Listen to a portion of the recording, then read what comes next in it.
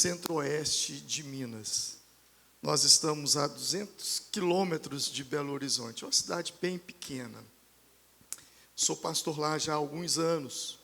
Quando eu assumi a igreja tinha 18 anos de idade, uma igreja batista, e tinha 18 membros. E eu confesso para vocês que foi um tempo muito difícil, porque vocês estão... Quantos aqui são do interior? Uau!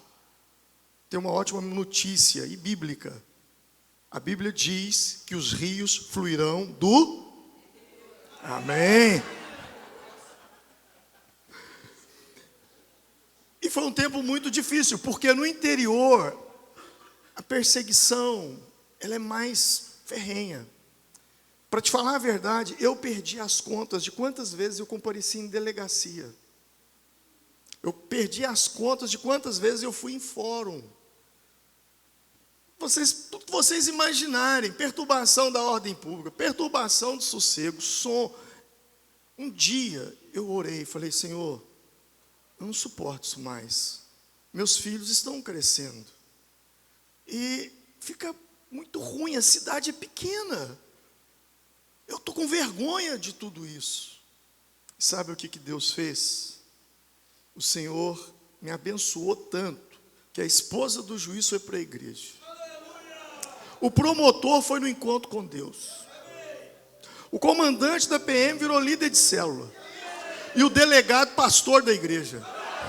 Acabaram-se os problemas. E hoje é essa igreja, aí pode colocar um vídeo, para você conhecer um pouquinho lá do formigueiro.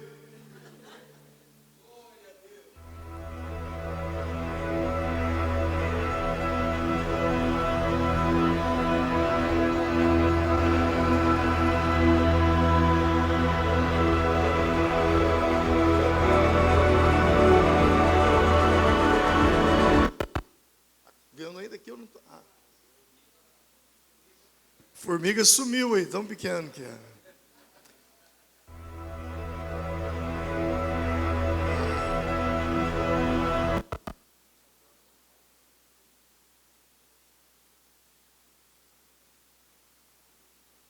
Bom, enquanto ele arruma aí, sabe o que o Senhor fez com a gente lá?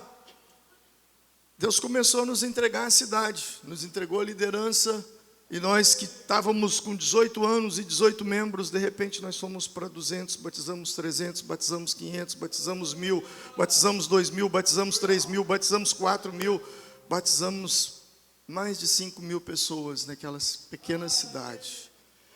E dali começamos a enviar e a plantar igrejas, plantamos igrejas em vários lugares, mais de 40 igrejas, dentre elas no Paraguai, na Argentina, na Inglaterra. Eu vim aqui para te falar uma coisa. Não é o lugar que você está, é a visão que você tem de Deus para a sua vida, para a sua igreja, para o seu ministério. Abra sua Bíblia lá em Samuel, capítulo de número 11. 1 Samuel.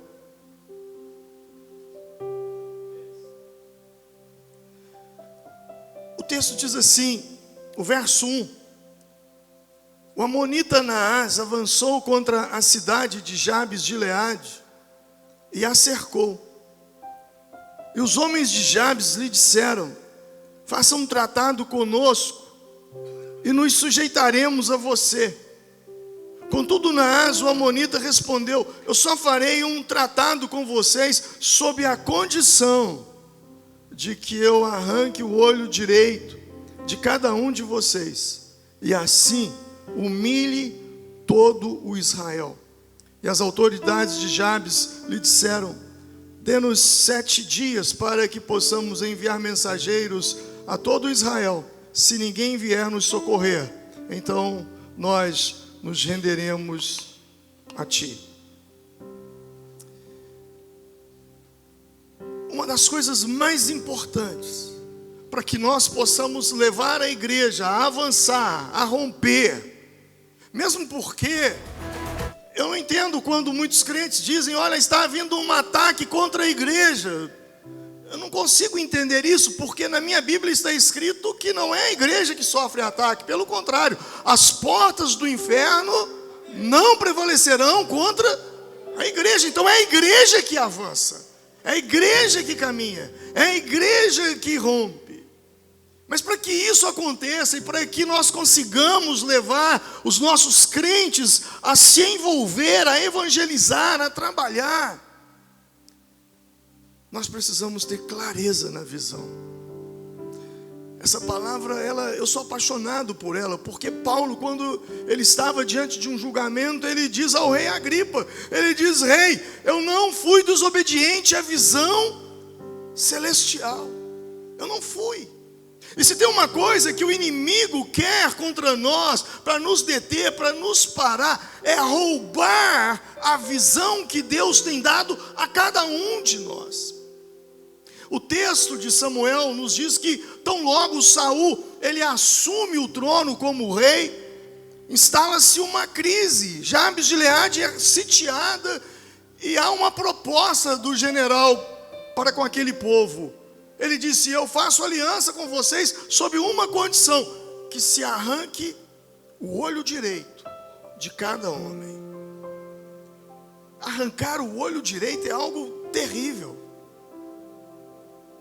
Agora imagina, isso acontecendo hoje é algo terrível.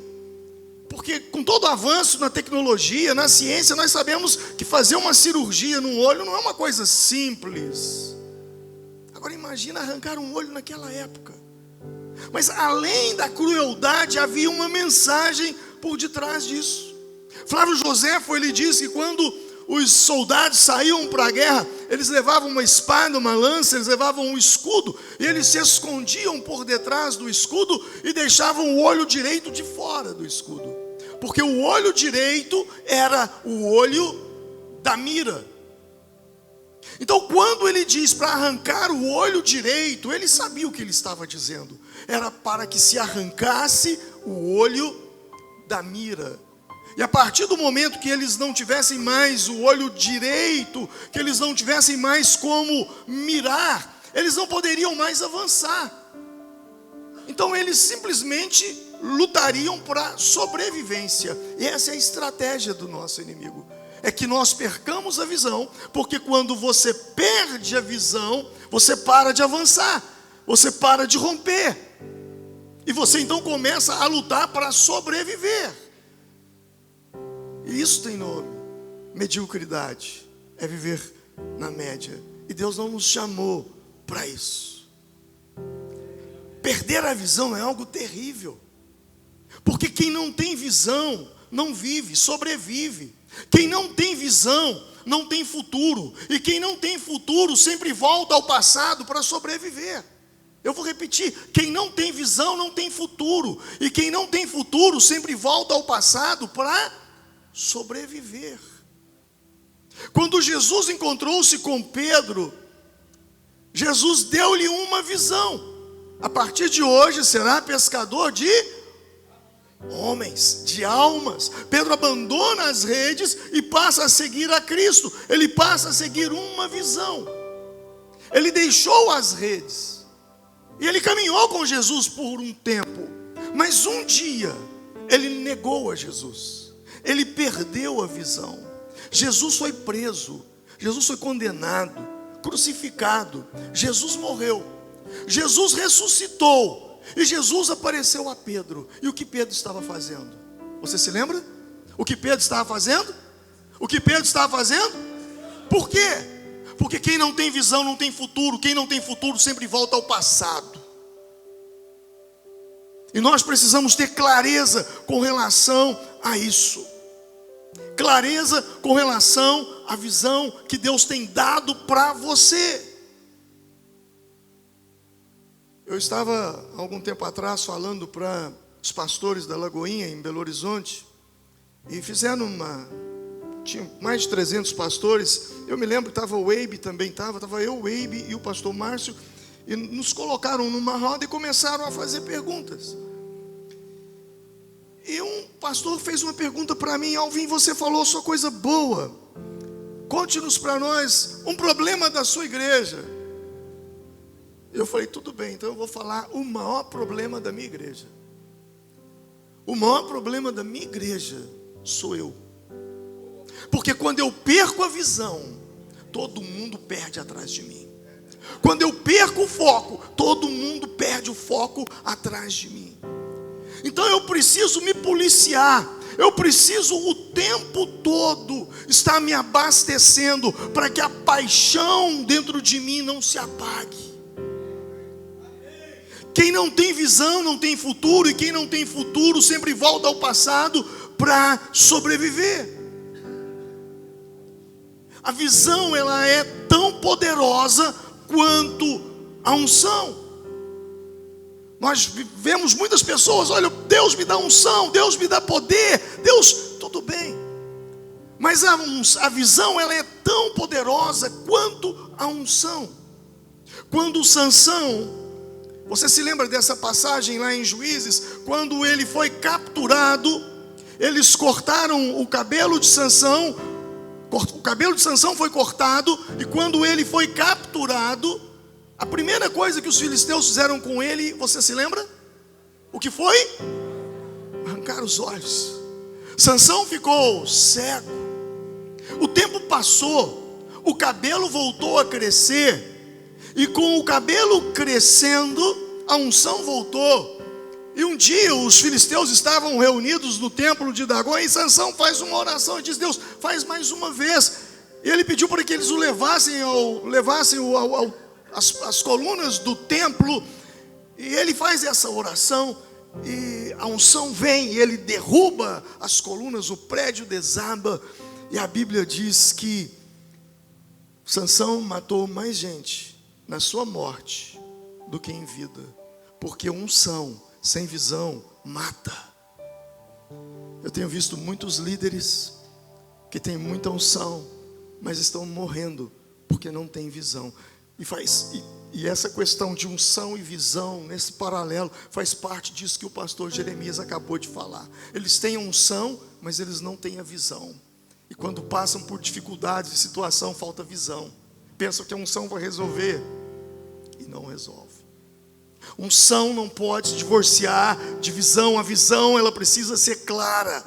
No tempo em que Sansão estava escravizado entre os filisteus, quando ele perdeu a visão, a Bíblia diz lá em Juízes capítulo 16, que eles pegaram Sansão, eles amarraram Sansão em cadeias de bronze, e eles giravam um moinho no cárcere.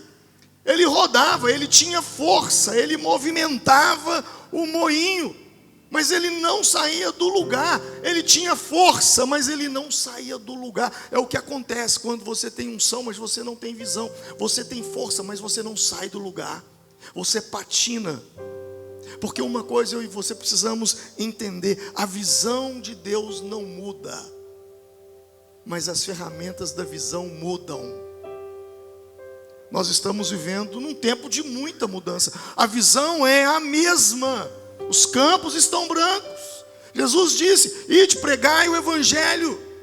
A visão é a mesma, mas as ferramentas, elas não são mais as mesmas. Quantas coisas que eu fiz no passado para Cristo que hoje não funcionam mais. Quantas vezes eu fui subir num banco de uma pracinha e fiz culto ao ar livre. Não sei, aqui na minha cidade isso não funciona mais. E nós estamos vendo as ferramentas mudando todos os dias. A visão continua a mesma, mas as ferramentas da visão, elas envelhecem, elas mudam. E se você não entende, você vai patinar na visão. No vídeo que eu ia passar, que nós íamos passar ali, eu mostro uma festa que as minhas células fazem uma vez por ano. E numa noite, nós conseguimos reunir 15 mil pessoas. 15 mil pessoas, segundo a polícia militar, numa noite. Onde, pastor? Nós fazemos isso numa grande avenida que tem lá. Ah, vocês trazem qual banda? Nenhuma. Só o pessoal nosso, que canta, que ministra na igreja. Mas como que vocês conseguem isso? Eu me lembro que quando nós chegamos num ponto que a igreja parou de avançar, a igreja não rompia mais, Nós temos lá os pequenos grupos, são em torno de 500. Naquela época nós tínhamos uns 50 pequenos grupos e não conseguíamos avançar. E eu fui orar a Deus, eu falei: Senhor, por quê? O que está acontecendo? Eu me lembro que o Espírito Santo me deu uma palavra: o seu problema é que você alcançou todos os incrédulos tipo A e ficaram os incrédulos tipo B. Você entendeu isso? Eu falei: os incrédulos tipo A, quem são eles? Nós temos dois tipos de não crentes que nos rodeiam: o não crente tipo A e o não crente tipo B. O não crente tipo A é aquele tipo de gente que gosta de você, ama você, gosta da sua igreja, mas não vai na igreja. É quando você passa, ele diz: ei, você está indo para a igreja? Reza para mim.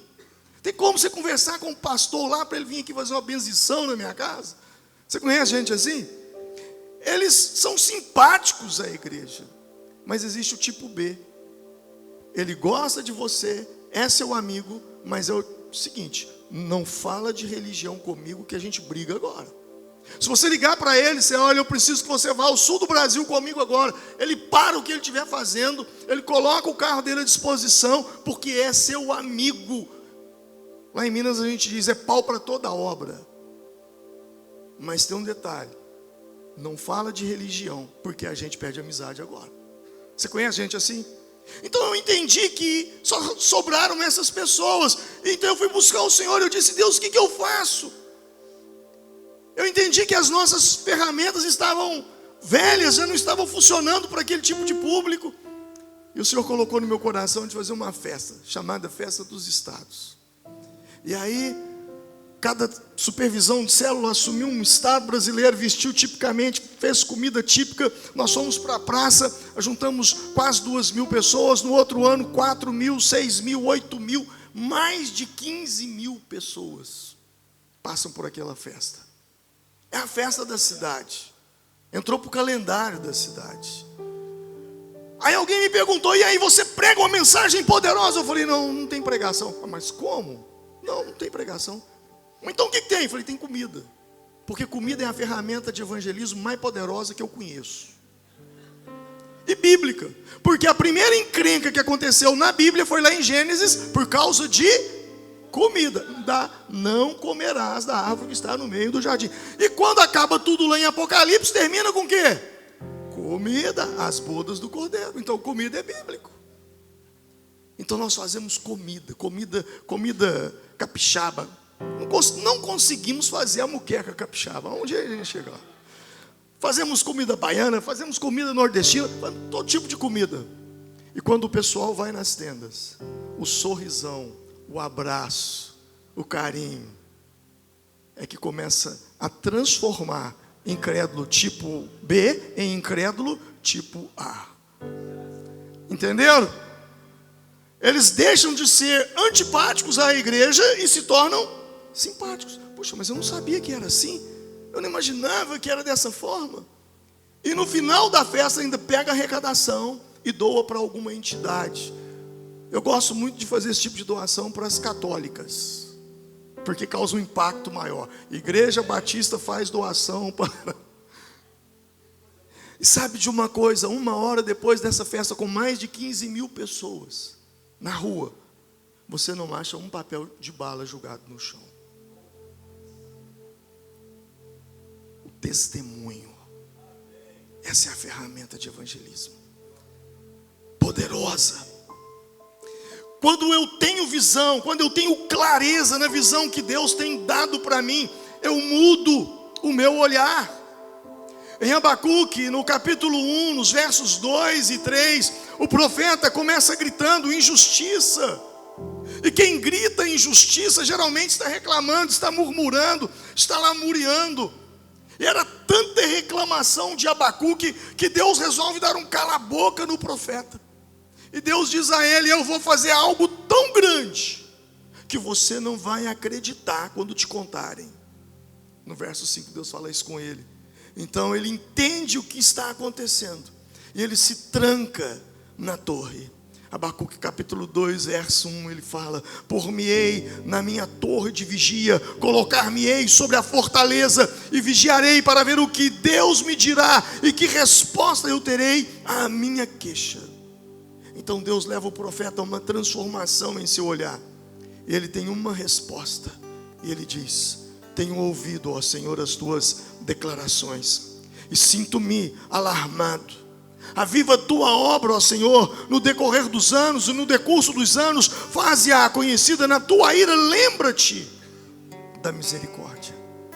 E aquilo que começou com violência, com lamúria, com desânimo, termina dizendo: ainda que a figueira não floresça, ainda que não haja fruto na vide, o produto da oliveira minta, e os campos não produzam mantimento, e as ovelhas sejam arrebatadas do aprisco, e nos currais não haja mais gado, todavia me alegrarei no Senhor, e me exultarei no Deus da minha salvação. Mas há uma chave aqui. Capítulo 2, verso 2. Então o Senhor me respondeu e disse: escreve a visão e torna-a bem legível sobre tábuas, para que a possa ler o que correndo passar. Gente, aqui é o primeiro outdoor da história da humanidade. Deus mandou o profeta fazer um outdoor. A palavra é essa: escreve a visão em tábuas tão bem legíveis que até aquele que passar correndo possa vê-la. Há uma chave aqui. Se Deus tem uma visão para você, você precisa escrevê-la. Deixa eu te fazer uma pergunta: a visão de Deus para a sua vida é importante, sim ou não? Sim ou não? A visão que Deus tem dado para a sua igreja é importante, sim ou não? Você já percebeu que as coisas mais importantes da sua vida foram escritas? O dia do seu nascimento foi um dia importante, sim ou não? Foi escrito. Qual é o nome disso? Certidão de nascimento.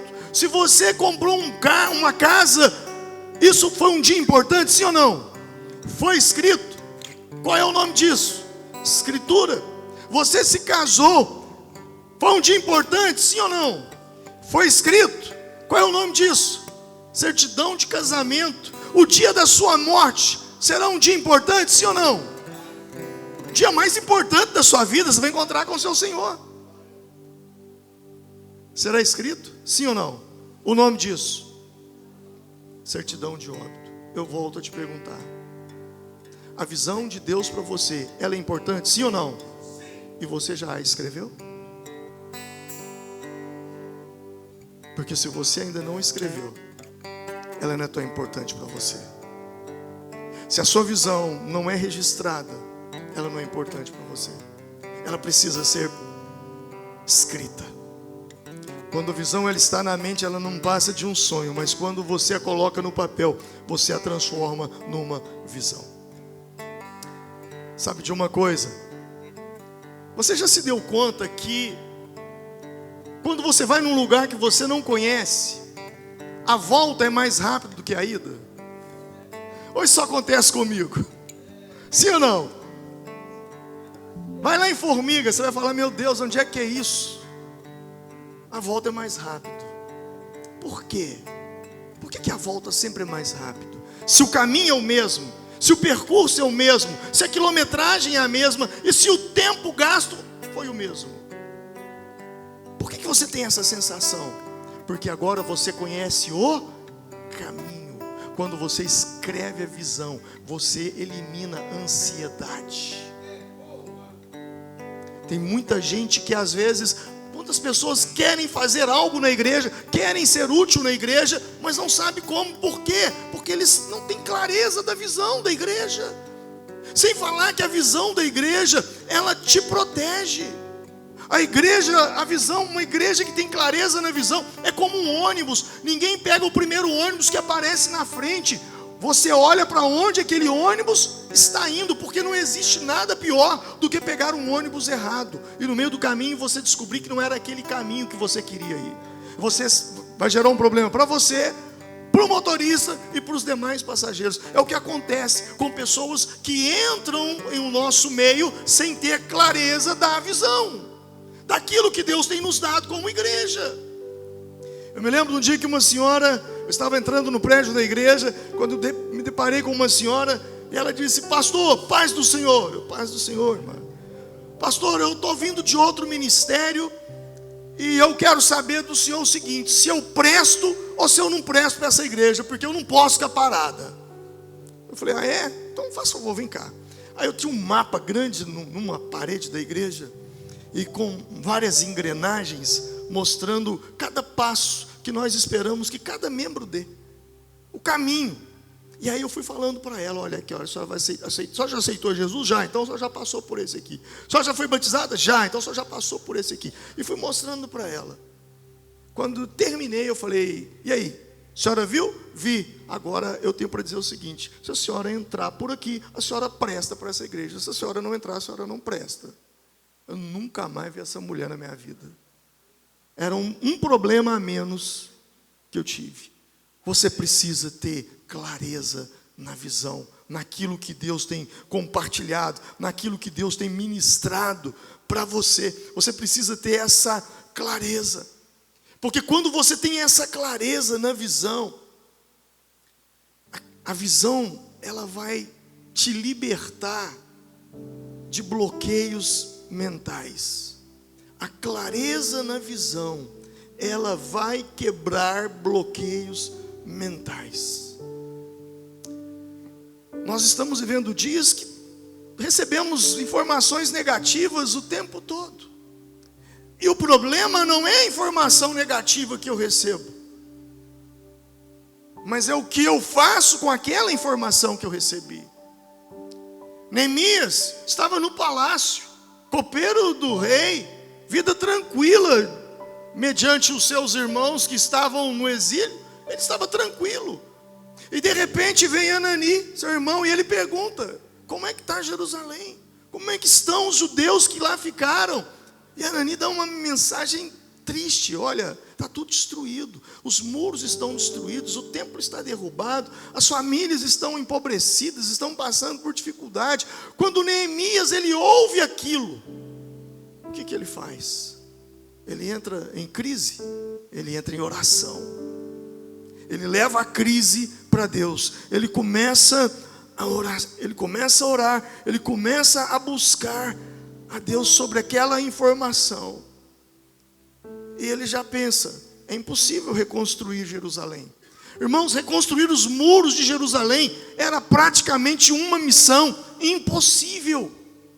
E Neemias conseguiu fazer aquilo em 52 dias. E por que era impossível? Porque havia um decreto do rei impedindo a reconstrução da cidade. E no entendimento dos persas, a lei era maior que o rei, ou seja, uma lei não revogava. Bom, mas o que você tem a dizer de bloqueio mental com relação a isso? E o que eu chamo de bloqueio mental? É quando eu tenho uma referência de alguém que não conseguiu. E se ele não conseguiu, eu também não consigo. Isso gera um bloqueio. E ele tinha um bloqueio, eu poderia dizer. E quem era esse bloqueio? Daniel. Lembra que Daniel podia orar a nenhum Deus. E Daniel ora. E Daniel é pego orando. E agora ele teria que ser lançado na cova. E eles tentaram revogar o decreto. Mas você se lembra, no livro de Daniel diz que o decreto dos persas não se revogava. Agora pensa, se eu, que não sou profeta, eu que não tenho o que Daniel tinha, as visões que ele teve, se Daniel, que foi Daniel, não conseguiu revogar o decreto, imagina eu. Quantas vezes eu e você vivenciamos isso? Quantas vezes eu e você, nós criamos padrões mentais com relação a isso? Ah, porque fulano não conseguiu, eu também não consigo. Quando eu cheguei em Formiga, embora eu seja de Formiga, nasci lá, cresci, fui para fora, pastoreei fora. Estava pastoreando em Belo Horizonte quando eu voltei para lá. A conversa era, igreja nenhuma cresce. O que Deus tinha que fazer nessa cidade, já fez. Quantas vezes eu ouvi isso? Isso poderia gerar um bloqueio mental para mim. Talvez na cidade que você está, você talvez não seja o primeiro ou o segundo pastor da igreja na qual hoje você pastoreia. E você talvez diga, não, mas se fulano não conseguiu, se Beltrano não conseguiu, eu também não consigo. Nós precisamos tomar cuidado. A visão, ela nos liberta disso, porque se eu tenho clareza na visão que Deus deu para mim, clareza na visão que Deus deu para esse ministério, eu tenho certeza que aquele que nos chamou, Ele é poderoso para fazer cumprir em nós. Eu me lembro de um pastor que estava na África, e ele estava ministrando, começou uma igreja numa cidade, de repente a igreja dele começou a crescer, e alguns pastores vieram até o encontro dele e disseram: olha, o que está acontecendo com você? Por quê? Não, porque sua igreja aqui está crescendo, e aqui igreja nenhuma cresce. Aí ele disse: ah, tá, eu já entendi. A minha igreja está crescendo porque eu não sabia que igreja nenhuma não crescia.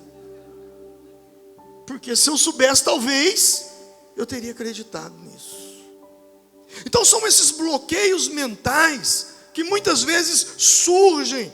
E Neemias, quando ele está diante de uma situação, ele sabe que tem um decreto, o que ele faz? Ele entra em oração. Capítulo 1 de Neemias diz que no mês de Quisleu, e no capítulo 2, quando ele tem uma conversa com o rei, ele já está no mês de Nissan. São 4 meses, ele ficou 4 meses orando, 4 meses buscando uma direção de Deus.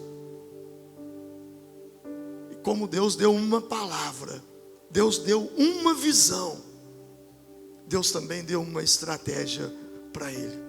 Quando você tem uma visão clara de Deus, Deus te dará estratégia.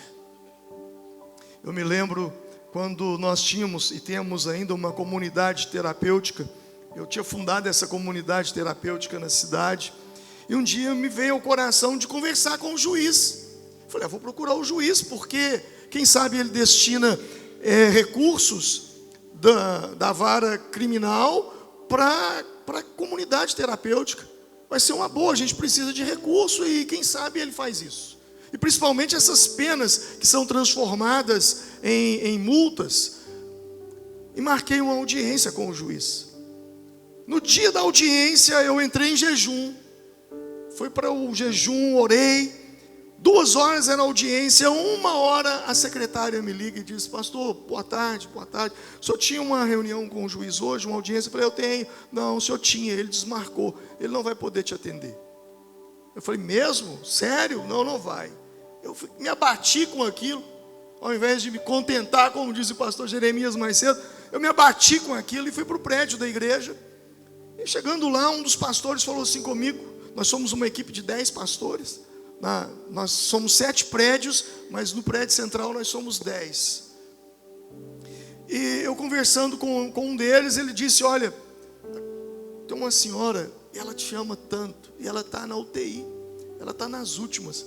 Eu acho que se você fosse vê-la, seria um presente tanto para ela. Eu falei: vamos agora. Eu tinha um compromisso, deu errado, então vamos. Fui para a UTI, cheguei lá, visitei essa irmãzinha, orei com ela. Quando eu saio, eu me encontro com um funcionário do fórum. E aí: oi pastor, boa tarde. Oi, tudo bem? Ué, o que o senhor está fazendo aqui, pastor? Eu falei: eu estou cuidando de uma ovelha. E você, o que você está fazendo aqui? O juiz passou mal, está internado, está nesse quarto aqui. Eu falei: o quê? O doutor está aí? Tá. Eu abri a porta, está lá o juiz ligado, aquele monte de equipamento, fio, aquela coisa errada. E ele me viu e: pastor, por favor, entra aí, foi Deus que te mandou, entra aí. Eu entrei, falei: doutor, o que aconteceu? Ele teve um mal. Pastor, eu passei muito mal, tive que desmarcar a reunião, mas por favor, se assenta aqui, nós vamos ter audiência aqui agora. O senhor não se importa de fazer aqui no quarto, não? Eu falei: eu tive uma audiência com um juiz, num quarto de hospital, porque operando Deus, quem impedirá? Ele provê os meios, Ele provê os recursos, Ele provê a forma. Irmãos, sabe, não é, quando a gente fala de recursos, muita gente diz: olha, se eu tivesse recurso eu faria isso, se eu tivesse recurso eu faria aquilo. Sabe, nunca foi recurso, é visão, porque a visão provê a provisão. Provisão, Deus vai prover. Sabe, então agora Neemias, ele busca a Deus, e Deus dá uma estratégia para ele. No capítulo 2, ele vai diante do rei, e ele vai triste de propósito, porque ele nunca compareceu perante o rei triste. E o rei então pergunta: o que está acontecendo?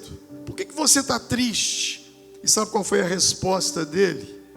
Como eu poderia não estar triste, se a cidade onde está os sepulcros dos meus pais está destruída? Ele foi cirúrgico.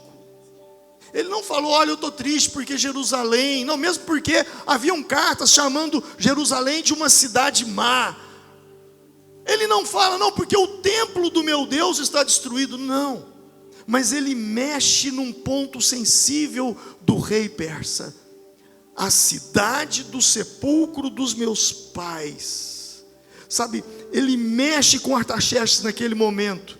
Ele não fala de reconstruir Jerusalém, porque já havia esse decreto, mas ele toca num ponto sensível dos persas, que era a memória dos ancestrais, a cidade do sepulcro dos meus pais. Ele toca nesse ponto sensível.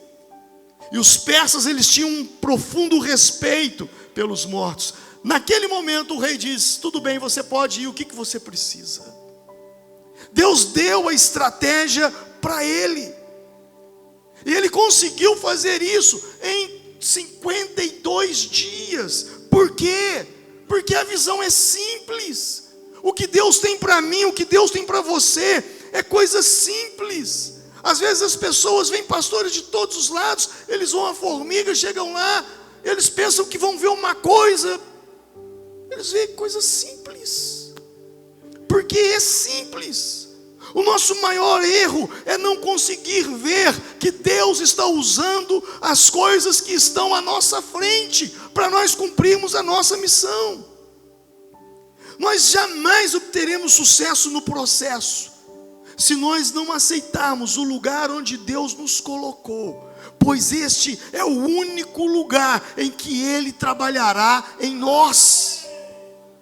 E não existe melhor lugar para nós iniciarmos do que aquilo que está diante dos nossos olhos.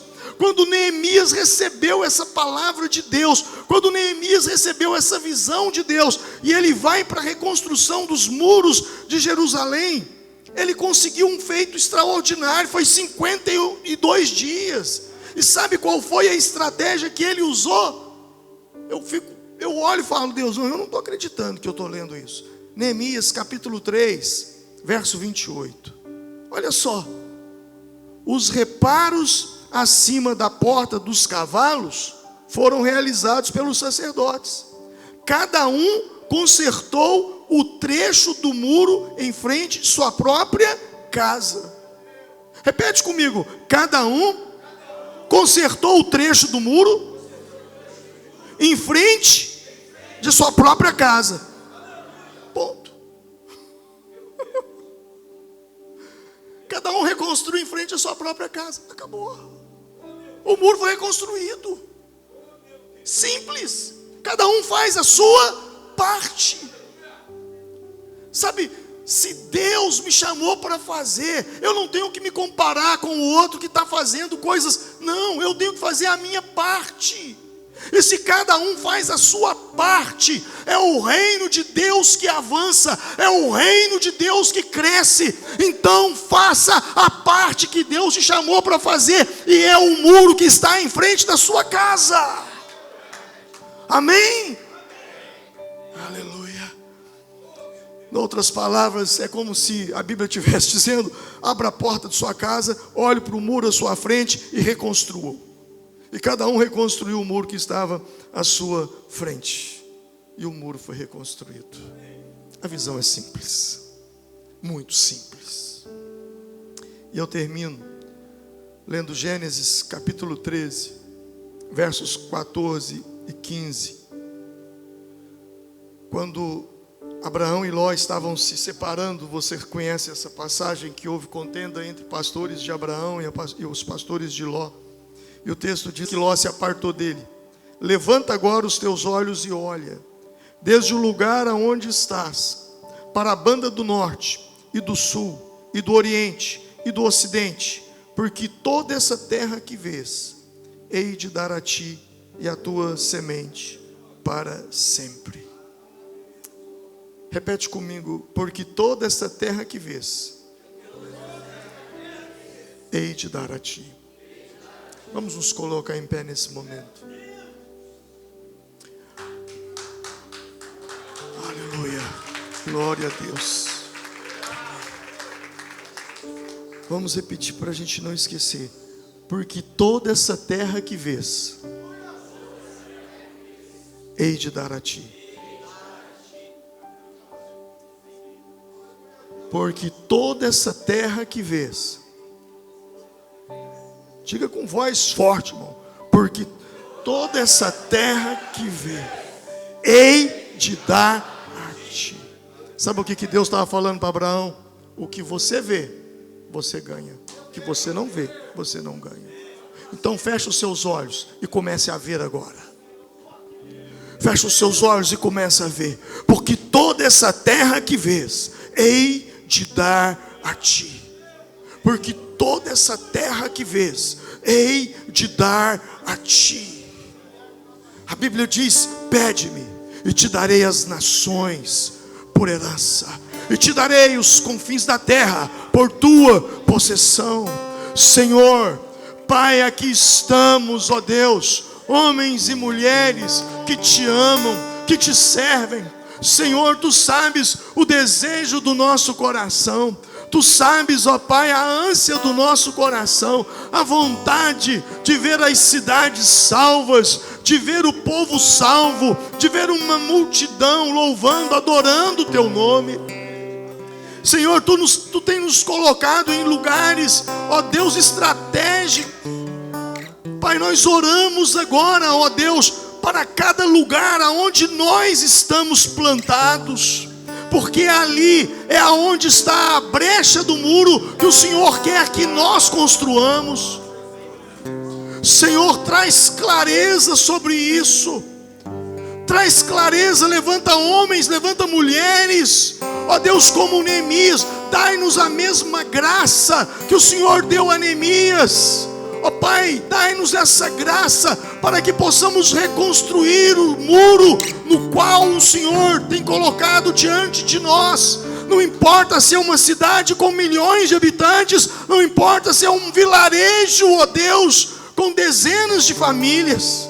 Senhor, o Senhor tem nos plantado nesse lugar, e é nesse lugar que nós vamos frutificar, é nesse lugar que nós daremos frutos, é nesse lugar que estão as nossas raízes, e é ali, não importa quantos muros existam, o que importa é que nós precisamos construir a parte que está diante de nós. E é isso que nós estamos aqui, ó Deus, nesse dia, sendo desafiados a construir, a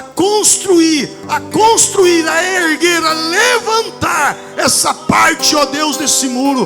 Pai, em nome de Jesus, nós vemos agora, como disse Abraão, o Senhor disse a Abraão: toda essa terra que vês, eu hei de dar a ti.